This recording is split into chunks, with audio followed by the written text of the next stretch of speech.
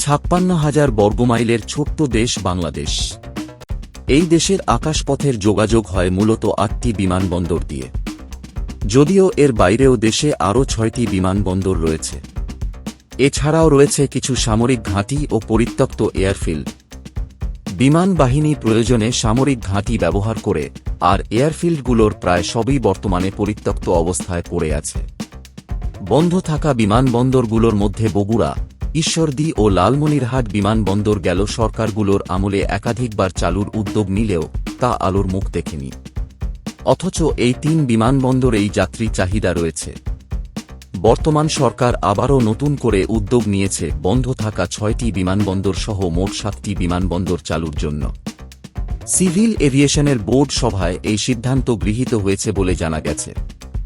তালিকাভুক্ত ৭টি বিমানবন্দরের মধ্যে ৬টিতেই ফ্লাইট চলাচলের সক্ষমতা আছে, শুধুমাত্র প্রয়োজন রানওয়ের সংস্কার ও অবকাঠামো পুনর্নির্মাণের। আরেকটি বিমানবন্দর একেবারেই নতুনভাবে তৈরি হচ্ছে। বগুড়া বিমানবন্দর। তালিকার ১ নম্বরে রয়েছে বগুড়া এয়ারফিল্ডের নাম।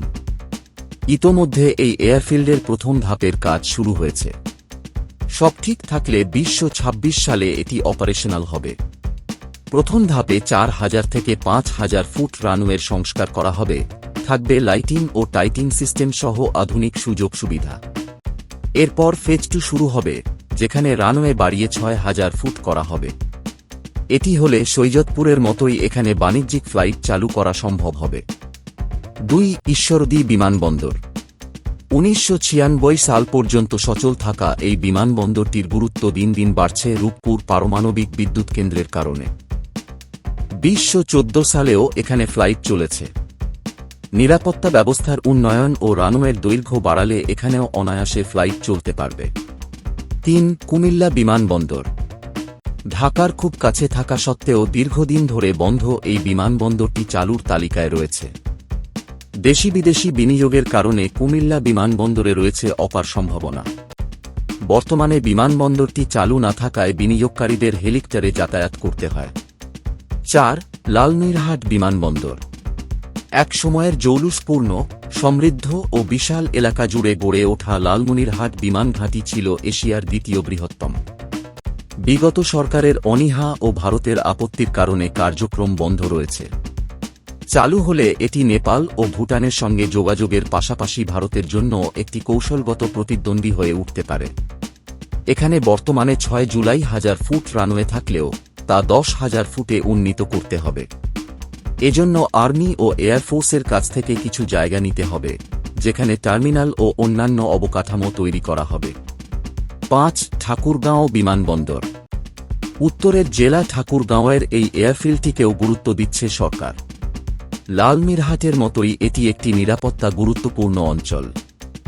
ব্রিটিশ আমলে তৈরি এই বিমানবন্দরটির কার্যক্রমও ভারত আপত্তি জানিয়েছিল, তবে বর্তমানে এটিকে চালুর উদ্যোগ নেওয়া হয়েছে। ৬ শমশেরনগর এয়ারফিল্ড, সিলেট। বর্তমানে এটি বিমান বাহিনী ব্যবহার করলেও এর বাণিজ্যিক বিমান চলাচলের অনুমোদন রয়েছে। সিভিল এভিয়েশন এখন এটি নিয়ে ভাবছে। ৭ বাগেরহাট খানজাহান আলী বিমানবন্দর। ২০১৫ সালে অনুমোদন পাওয়ার পরেও এখন পর্যন্ত জমি অধিগ্রহণ, মাটি ভরাট এবং সীমানা প্রাচীর তৈরির কাজেই সীমাবদ্ধ রয়েছে এই প্রকল্প। নির্মাণ কাজে গতি আনতে সরকার বিশেষ নির্দেশনা দিয়েছে।